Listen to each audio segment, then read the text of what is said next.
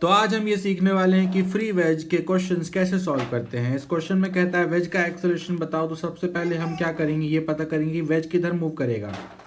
तो बहुत ही सिंपल, ये जो वेज होता होगा इस पर ऊपर वाला ब्लॉक इस डायरेक्शन में एक नॉर्मल रिएक्शन लगाएगा, इस नॉर्मल का इधर एक कॉम्पोनेंट होगा, उसकी वजह से वेज के पास इस डायरेक्शन में एक एक्सेलरेशन होगा। यही हमसे पूछा जा रहा है, ठीक है।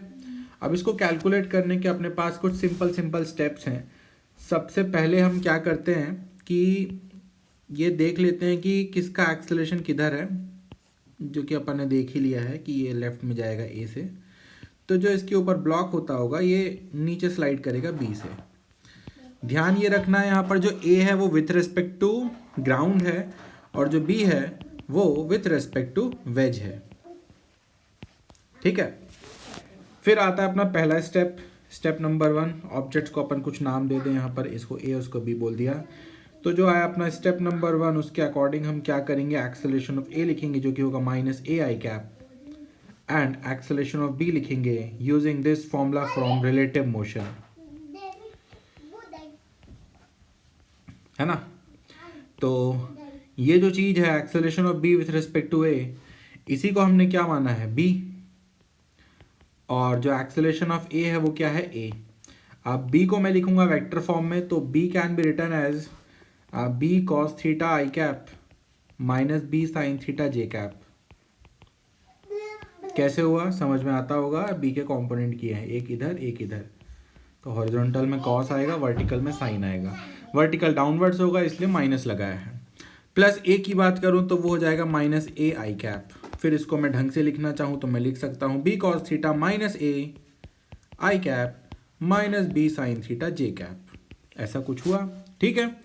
फिर आता है अपना अगला step, step number 2। Step number 2 में हम क्या करते हैं, हम यूज करते हैं F net is equal to m1a1x plus m2a2x, ठीक है। ये एनएलएम फॉर सिस्टम है जो कि अलोंग x लगाया जा रहा है और ये विथ रेस्पेक्ट टू ग्राउंड लगाया जा रहा है कि ग्राउंड के रेस्पेक्ट में सिस्टम पर जो भी नेट फोर्स है एक्सटर्नल वो लिख दो।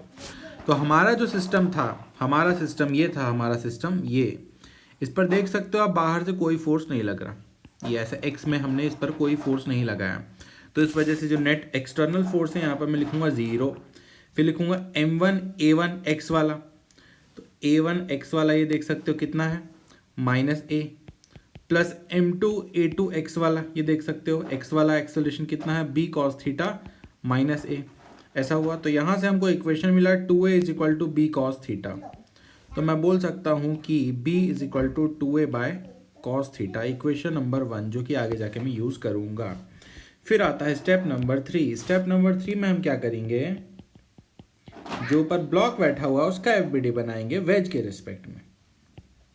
तो ये है ब्लॉक, वेज के रेस्पेक्ट में वेज हो जाएगा रेस्ट पे, और वेज क्योंकि इधर एक्सेलरेट कर रहा था इस वजह से वेज के रेस्पेक्ट में इस पर ब्लॉक पर इस डायरेक्शन में एक सूडो फोर्स लगेगा, ठीक है।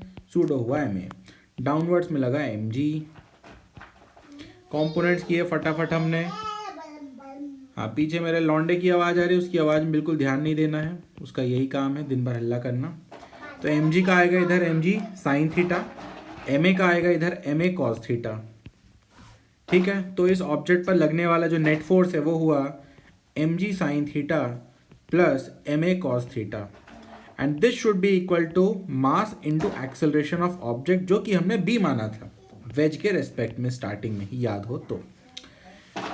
m कैंसिल कर सकता हूँ, इसको कह सकता हूँ मैं इक्वेशन नंबर 2। 1 और 2 को सॉल्व करके a और b दोनों निकाले जा सकते हैं। तो हम क्या कर रहे हैं, 1 से b का वैल्यू उठा के 2 में रखते हैं।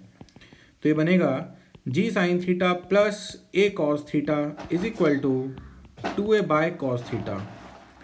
तो यहाँ से हमको क्या मिलेगा, यहाँ से मिलेगा g sine theta cos theta is equal to 2 minus cos square theta into a. G sine theta cos theta बोला था लेकिन लिख नहीं पाया, लो लिख दिया। तो यहाँ से a का वैल्यू आया जी sine theta cos theta divided by 1 plus sine square theta. So this is our final answer.